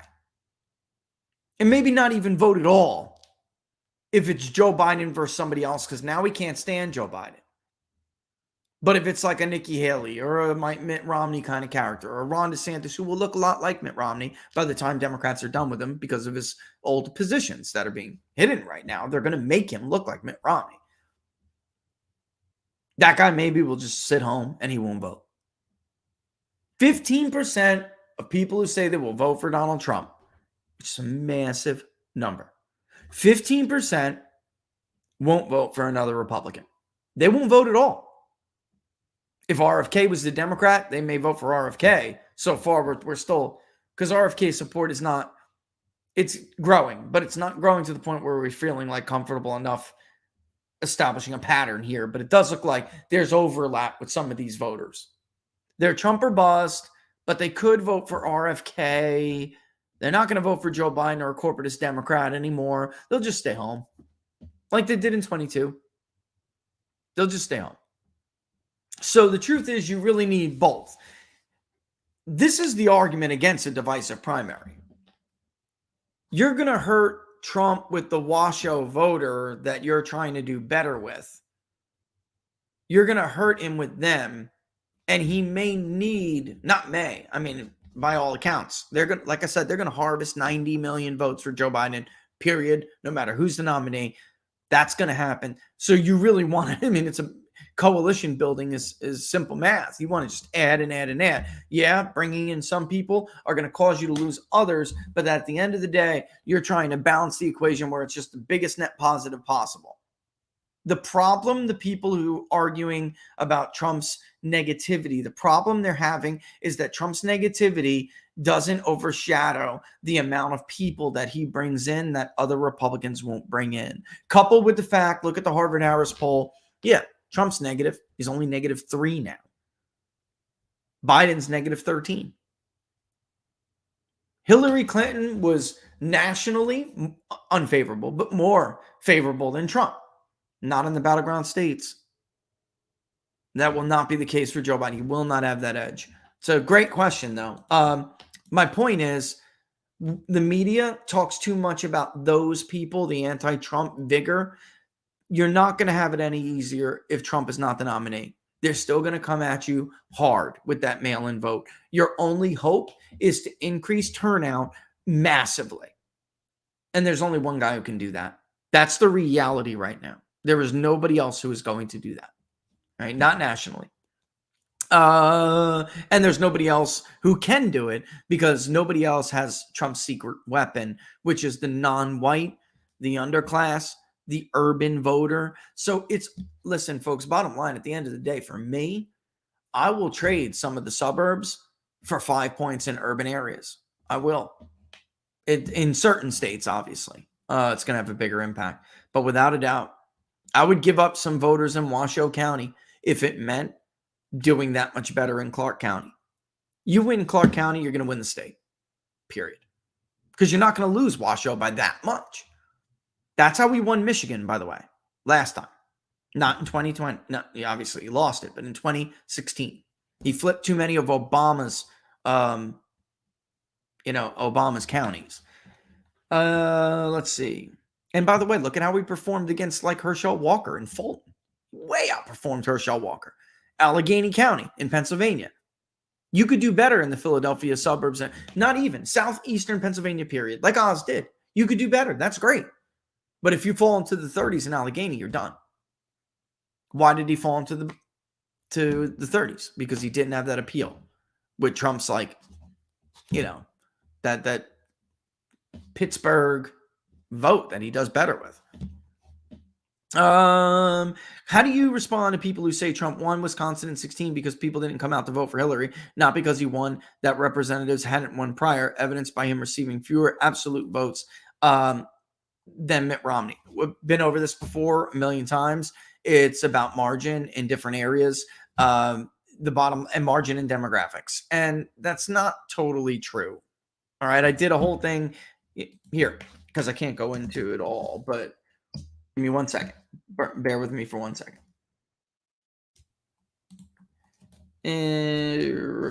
Inside Trump's Rust Belt victory is where I'm trying to get here. There's an article I wrote in right after the election in 2016 called Inside Trump's Rust Belt Victory. And if I can get this to do Inside Rust Belt, that should pop it up.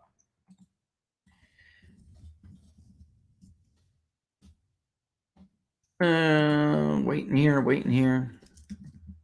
Come on, let's go. Let's go. And by the way, you're only talking about, it really wasn't that he got less votes than Mitt Romney. It was like 1,000 votes or 3,000 votes. It's very small. I don't know, but we're talking about minuscule numbers of votes. And by the way, there were no third-party candidates. So I have to go and look it up. But third-party candidates clearly play a role in that, right? But to me, it's really all about margins. And while I'm waiting for this to come up, Inside Donald Trump's Republican Revolution in the Rust Belt. This is it. I'm going to put it, was that locals, or I'll just put it in every single, because everyone should read the entire article. And I did even mention that in the case of Laura, I'm going to put the link in the thing. Can you send it out to everybody? All right, thank you. I just sent it. I did even mention that Wisconsin is a bit of a funny case, but at the end of the day, it's margins among demographics. And, oh, you're telling me I deleted those maps? Nope. Okay. No, I didn't. Here's 2012 versus 2016. All right.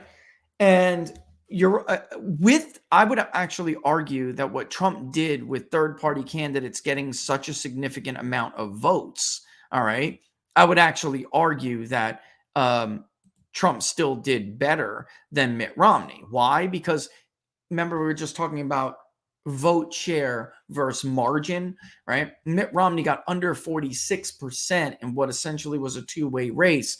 Trump got 47% in what essentially was a four-way race. And it comes down to the the demographics of the Northwest. And if I would read the article, and also I would defer you to the episode, and it's a segment, it's like 30 minutes, it's worth watching, the difference between Dan Kelly and after Dan Kelly lost the Wisconsin Supreme Court election. All right.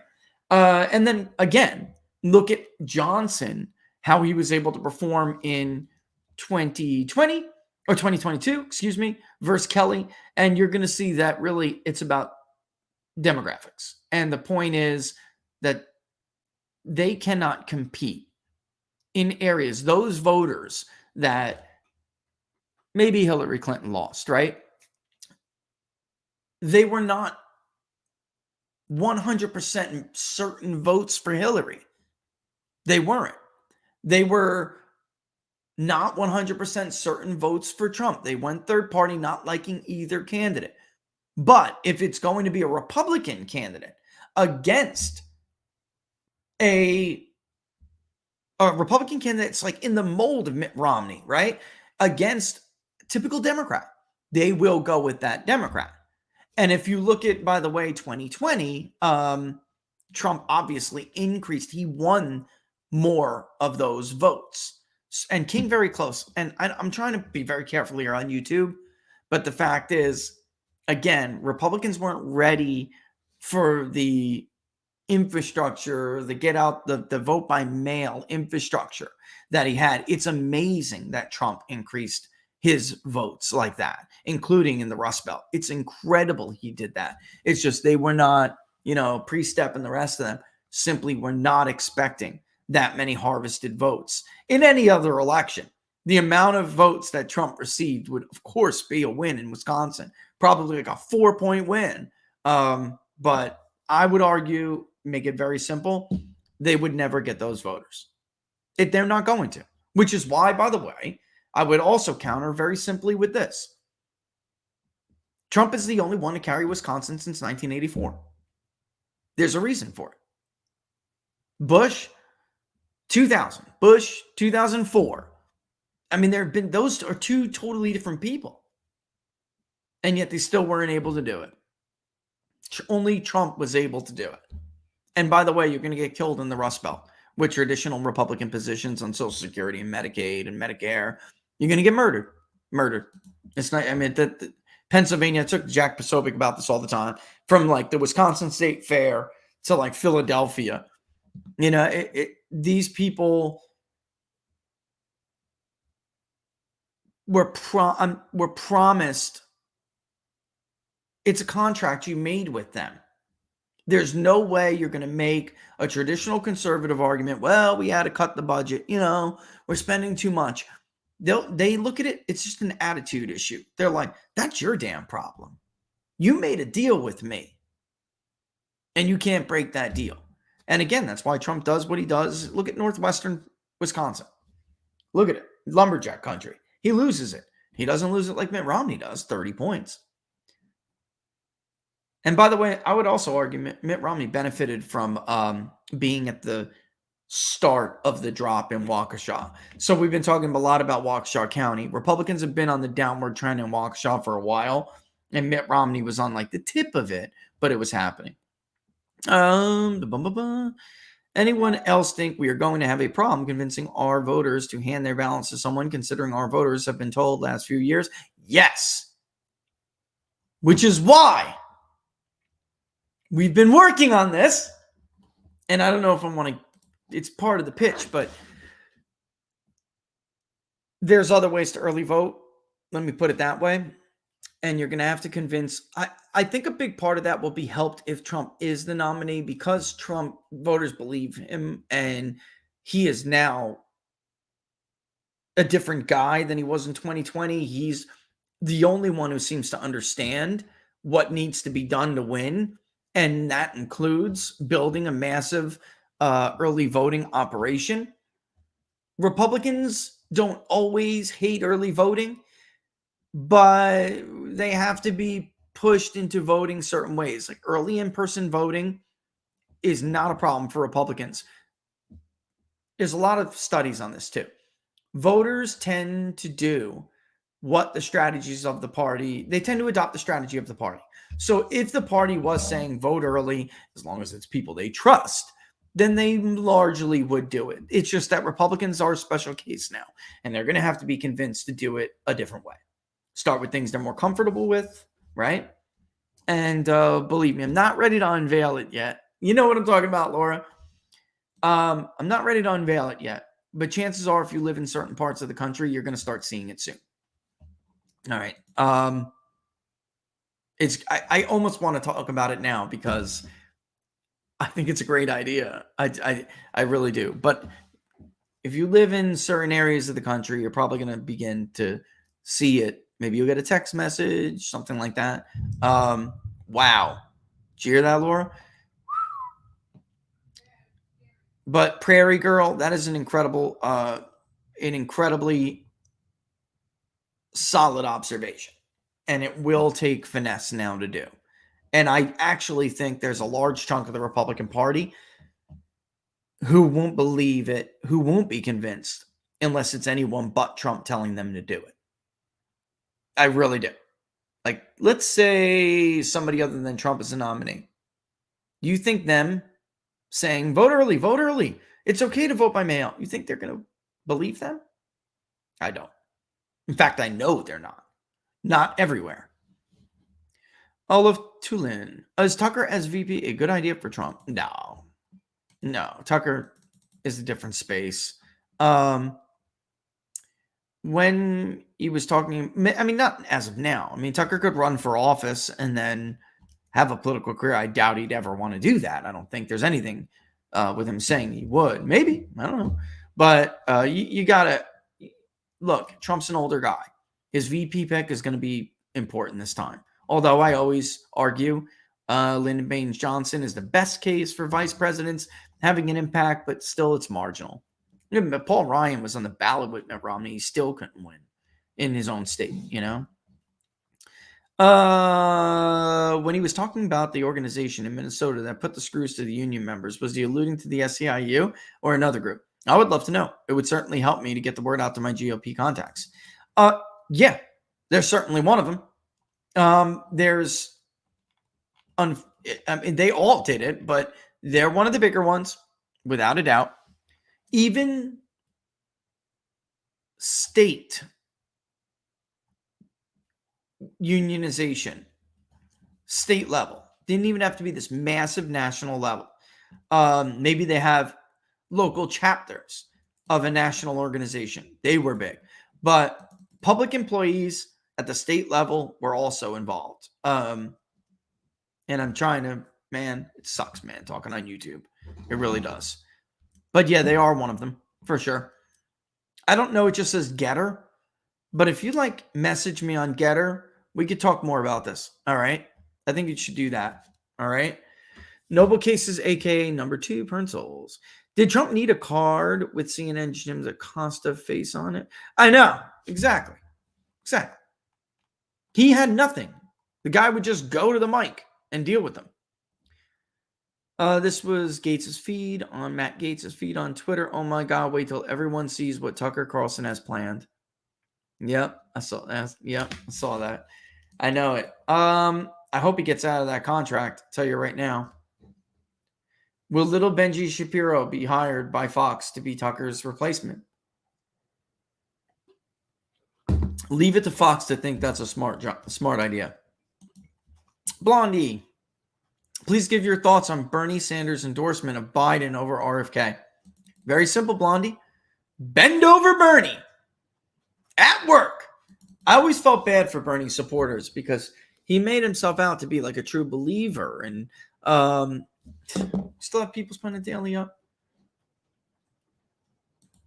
Yep. Hold on. I mean, I'll never forget this.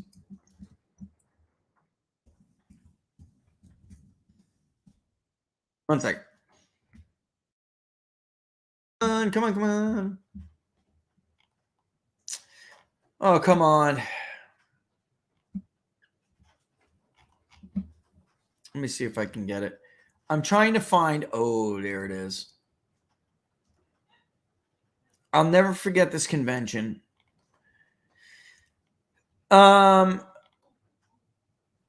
Yeah, this is it, isn't it? Sure is.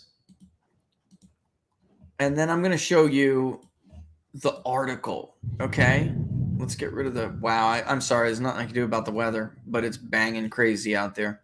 Here's Bernie after endorsing Hillary Clinton.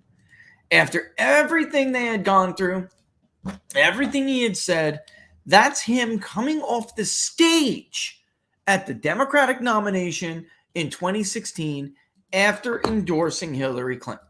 Now, with the same image on the article, here's what they said about him coming up on the next election, even though he's a team player. You know, here he is being a team player. Hillary Clinton attacks Bernie Sanders. Nobody likes him. Clinton refused to say whether she would endorse Bernie if he won the nomination here. She is running against Biden, right? And doing a damn good job of it.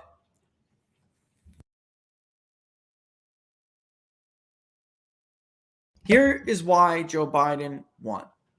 Because the machines of the Obama people, mostly, but even Hillary refused to help Bernie, just bent him over, you know? Not once, not twice, but multiple times. Here's a guy who got screwed in Iowa. They tried to rob Iowa from him. Then they went on to proclaim that somebody else won. They faked an app. I mean, a whole 9 yards. They misallocated state delegate equivalents so they would be translated into erroneous state delegate equivalent counts in the state of Iowa so they could take the wind out of his sails heading into New Hampshire. And this guy just continuously bends over for them. I've always felt bad for them. So I'm not at all surprised by Bernie endorsing RFK Jr. Blondie because he's a sellout. We call him Bend Over Bernie for a reason. This guy is the biggest fraud ever because he claims to be a true believer. And yet he is a total fraud. Hey, Rich, would you go on with the Geeks and Gamers crew or Nerdrotic for a Friday Night Tights? I think it would be interesting. It would give you some more areas to ask questions for in your polls on how pop culture is influencing politics. Too many Republican commentators ignore pop culture to the detriment of the conservative movement. And that's why I love Eric Hundley and others. I think you're right with that. I don't know who they are. I'd have to check them out, but I'm not sure.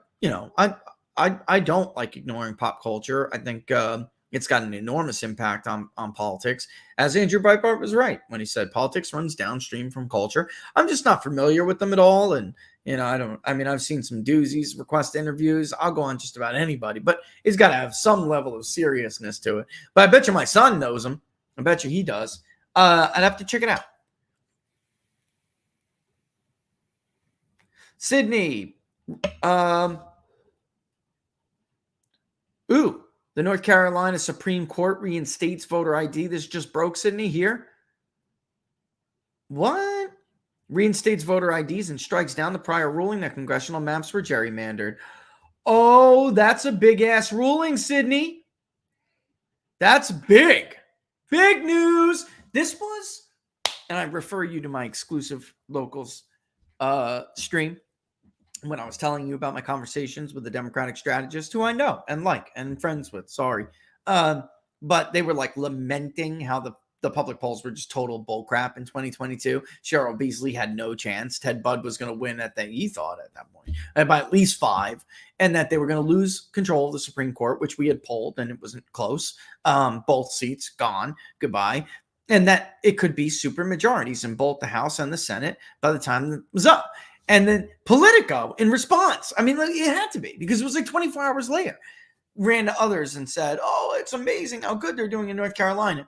That obviously was not true. They were like head in lap crying that this was going to mean things like this were going to happen with Allen and winning the Supreme Court race and them doing so well at the legislative level. That's a big deal. Big deal in the state of North Carolina because let's face it, Bo Hines lost because of certain things ramping up in certain areas And with voter ID, maybe that would not have happened. The congressional maps were not gerrymandered. They were agreed upon by Governor Roy Cooper, who played chicken with the budget to expand Medicaid and lost, and then had no choice but to agree with the Republicans in the legislature. And then they got their the North Carolina Supreme Court, the liberal Supreme Court that was just defeated, was the most crooked Supreme Court in this area of the country, if not the country itself. I am not embellishing, or that's not hyperbole. That is absolutely true. And Democrats relied on them to undo the will of the voters every damn time. Multiple referendums over the years. I mean, that's big. I got to check it out, but Sydney, thanks for that. It's a big deal. I saw an NBC poll showing Biden beating Trump 54-15 among those who disapproved of both. I recall Trump winning the disapprove vote in 2016, but losing it in 2020. How could he claw back the disapprove vote? I just don't believe that at all. I have my own polling, and we don't ask favorabilities of Trump, but or approve. There's no way to approve of a president who's no longer in office. It's an incorrect question to ask. Favorability is one thing, but I mean, the bottom line is those who, and you, unless you said it wrong and it is favorability, I don't believe it. I got to be honest. I just don't. It's that NBC News poll was conducted by Hart Research. Richard Hart called us in 2016, and I picked up the phone, and they asked for Laura because she was a female Hispanic who's younger than me. Instead of a randomized survey they claimed to conduct. When I picked up the phone, they were like, "Oh, can we please speak to Laura?" I'm like, "Wait, what? I'm a pollster. What the hell are you talking about?" Then when Laura said she was voting for Donald Trump, there was an audible exhale from the interviewer. Do you remember that, Laura? So I just She pretty much like badgered if me. it was the for- last poll, it was conducted in tandem with the pollster that we were just talking about. It was Mitt Romney's old pollster who was putting out all these crazy state polls showing DeSantis ahead in these primaries. It's nuts. Go ahead, Laura. Oh, she badgered me, and She also- badgered her. Yeah, that's why I said she badgered me, and she also tried to like insinuate that it was my white husband oppressing my vote. Right. This So was that the was epic. interviewer, folks. The interviewer did this. I It just found it odd that, for such a woman's right activist group, apparently I do not have a brain as a female because I am voting as a conservative. Yep. I got to try to move along with these in the lightning round. Discuss the potential of a Trump-Kennedy unity ticket. I wouldn't rule anything out. I don't think it's on the table now, but I wouldn't rule anything out. Although, I mean, there's already rumblings. I've gotten calls from like Republican donors saying, "Oh, well, it looks like DeSantis isn't working out. What if he put Kennedy on the ticket?" Already, I've gotten those calls. So I would not rule anything out. Although I have also heard that Trump is listening to a potential reunion if DeSantis decides not to run.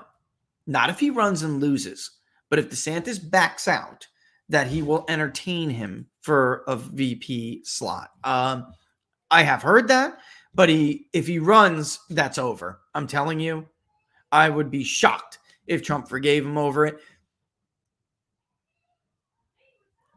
But at the same time, conversations I've had with other people really have strongly led me to believe that DeSantis thinks he's too good to be vice president.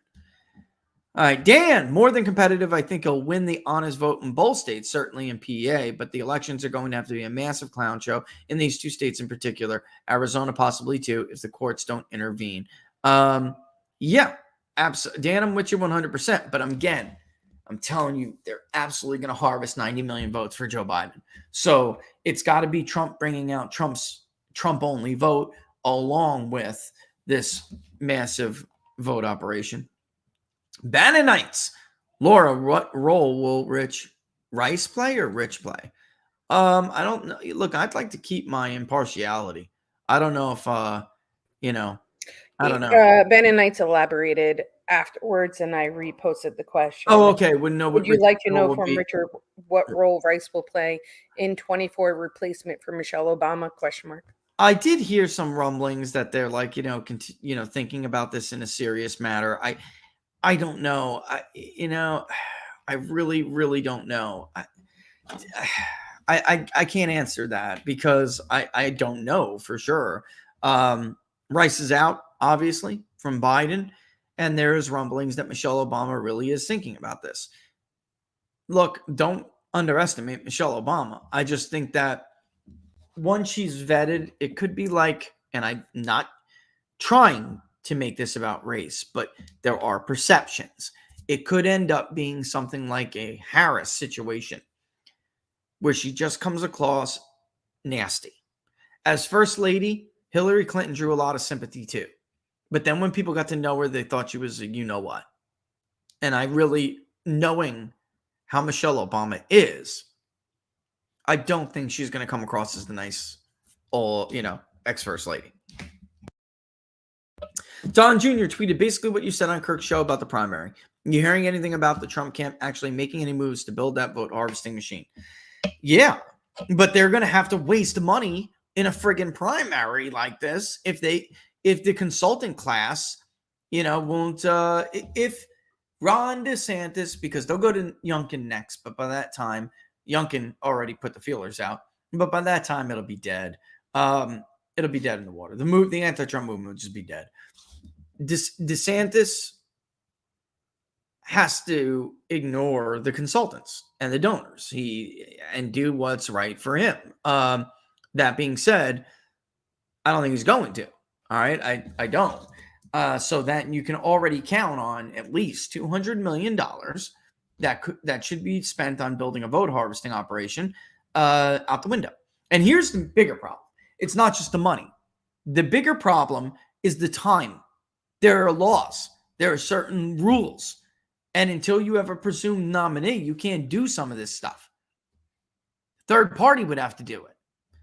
And that third party is going to get all the air sucked, all the oxygen sucked out of the room. It's going to be hard for that third party to raise money because they're going to be wanting to give to one of these candidates. The stupidity is unbelievable. Again, I just have to repeat something.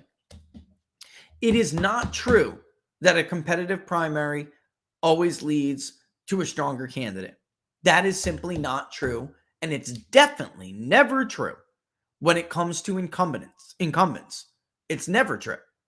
Lyndon Baines Johnson, he resigned before he was embarrassed. Obviously, Carter beat Kennedy, but he lost the general election. Laura, you keep adding more. I'm never going to finish him. Herbert Walker Bush not only beat Buchanan, but then went on to lose. But that fight created such a rift. It broke the party. It fractured. It took a solid majority and broke it for a decade. It's stupid. It's just dumb. When you have either unknown candidates or a wide open field, 2015 being a great example of that. Or really the 2016. They call it, but the year is 2015 when they're competing, right? It's starting. That's when it's sometimes beneficial to have a high interest primary, competitive, to generate interest and enthusiasm, to sharpen the skills of a candidate. There's no reason to sharpen anyone's skills other than Ron DeSantis. He's the only one who needs the skills sharpened. Trump has been through this twice and is, by the way, looking better this time. There's no reason to get into a divisive primary that's going to end up injuring somebody because it doesn't matter. Even if DeSantis beats him, he's going to lose badly. Come on. Because the DeSantis people think they're going to get an easy road. Let's stop for a second, even though I can get finished these questions if that's what's up. This is the dirty secret. The DeSantis people think they're going to have it easier. They're not going to have it easier. They're not. Democrats are about power, period. Why roll over for Ron DeSantis when you can have your puppet, your dementia patient puppet? Even better, the puppet drops. You know what? They can have Kamala Harris. They're not going easier on you. That is a lie. That's weakness, man. That's weakness. I'm scared of how much they hate Trump. They hate you. They want to beat you. That's just weak. Weak. It's Scott Adams. Hat tip Scott Adams. It's a loser thing. You're looking for the path of least resistance in a world where there isn't any anymore. Did it help McCarthy to have Trump candidates or his candidates on the ticket? They still went down. They still did everything possible to make sure Bo Hines lost. They did everything possible to make sure Sandy lost. It didn't matter. Then, moving north, they did everything they could to make Allen lose. Did McCarthy get Connecticut 5? No. Where did some of the more moderate, and I don't even want to say moderate because I think Mark's a great guy. I don't want to call it Molinaro. One of the few people who did do the ground game, the harvesting operation, the best he could. Whether or not he was MAGA or not, had no role in it whatsoever. What saved Mark Molinaro was him, and his ground operation. They didn't go any easier on Mark, did they? No, they did not.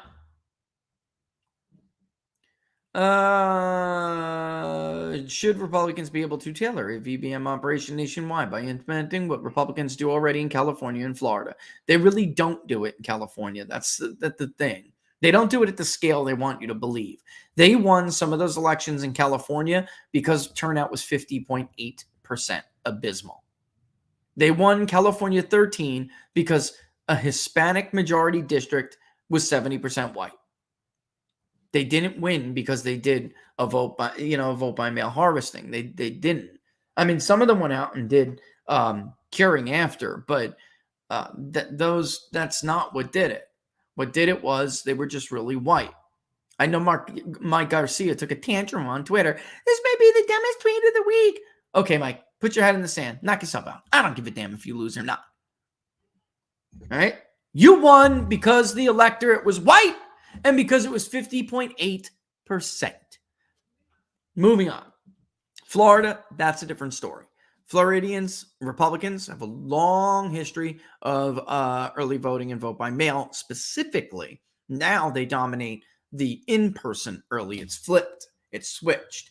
I do think that what we did in Florida, this is something else I got to talk about. A lot of these so-called people talking about the Florida model, I don't know who the hell they are. We spent a decade and a half in that state. It was razor thin. We knew what was making demographic changes to favor Republicans. I didn't see these people anywhere. They all want to claim to be like the reason this happened.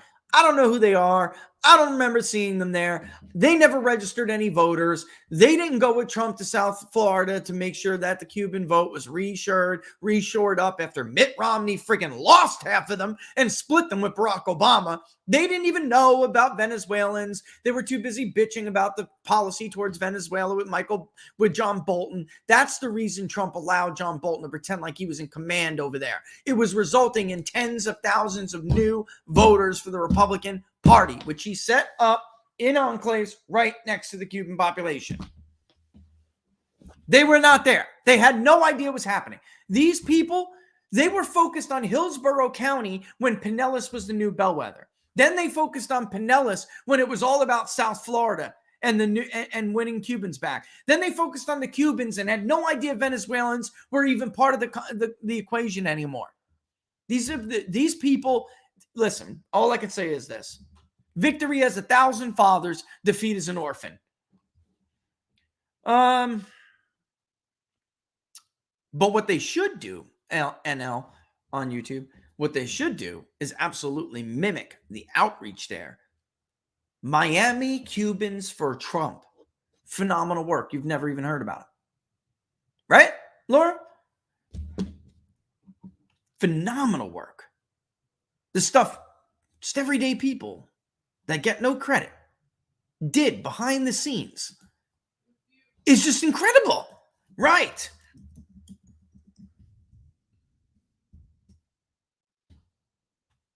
The daughter of a Cuban icon and pop star. And of course, I'm talking about Angie Chirino. running around. Yeah, she lost a Republican primary, but running around, bringing in these group of voters who turned their back on Republicans during Mitt Romney. Oh, you're a Republican? Willie's daughter says vote Republican. Okay. So it goes towards what the guy asked about, how Republicans don't pay enough attention to pop culture. That goes to what what he was talking about, or she, I can't remember, sorry. With that commenter. Exactly right there. Exactly right. Maybe white Florida doesn't know who the hell Willie Chirino is. Right? But rest assured, those voters in South Florida know. I'm telling you. Well, yep.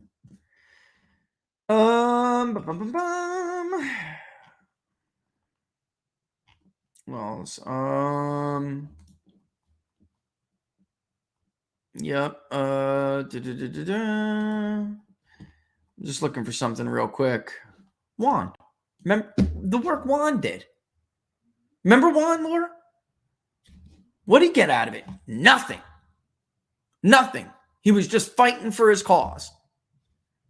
Because he knew his people really agreed with MAGA. Unsung heroes, folks, if you're a Republican. Then these are your unsung heroes. Not the influencers, who we really should stop calling influencers. They're wannabe consultants. That's what they really are. Does Trump have a policy platform put together yet? Well, of course, Norm. He's been doing all these little videos like crazy. You mean like, does he have a website spelling it out? He's got that.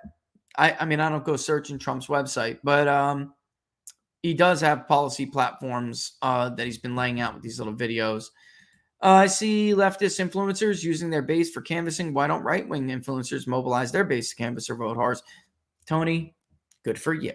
That's a leg of the plan. I can't believe people don't see the value in it. Does Rich think DeSantis actually ends up running? Yeah, at this point, I know with the polls the way they are, at this point, they gave him so much money. Listen, understand, for the people that have his ear right now, they have him convinced of the most stupid things in the world. Like he's going to be irrelevant by 28. And oh, by the way, whether Trump wins or loses, he's going to run in 28. No, he's not. He's not going to run either way, whether he's the president or not. If he has a VP that he believes is the real heir apparent to MAGA, he will kick it to them. He's not going to run in 28 if he loses, because he won't want to lose again, number one. But number two, he'll be too old. That's one thing they really believe, and they're stupid. But they're making these things up, and they're duping DeSantis because they don't care if DeSantis wins or loses. They want $30 million. Are you worried about the 2024 Texas Senate race? Not yet, but I could be. All right. And that was the last one. I did get through them. 158. Whoa. Book club. Don't forget, 3 p.m. Eastern Standard Time, locals, supporters, YouTube members, the ideological origins of the American Revolution. Going to be a really cool chapter, Power and Liberty, a Theory of Politics. Why do I think it's a really cool chapter?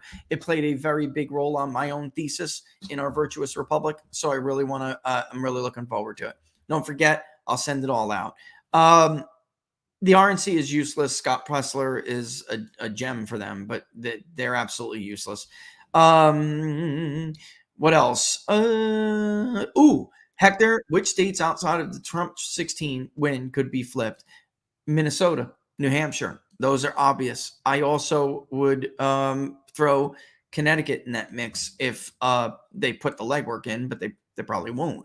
But they're out there, folks. They are absolutely out there without a doubt. That's a whole new topic, though. We actually should probably do a show on that. But Virginia is possible, but if it was absolutely, total destruction, then potentially. All right. With that in mind, going to have to boogie. We will see you Monday. Wait. What's that? Monday. What are the odds? Yep. 2 to 4. No, is it? No, I don't know about that yet. We're going to be doing I this. do. I have it confirmed and I'm already ready. Oh, Monday. What are the odds? 2 p.m. Eastern Yes. Standard Time. Barnes. Here we go. I'm embarrassed. Get ready. Let's go. All right. We'll see you Monday for What Are the Odds if we don't see you locals, if we don't see you on the locals book club. All right, all the best, folks. Have a good weekend. Stay Deuces. safe. Deuces. Stay safe.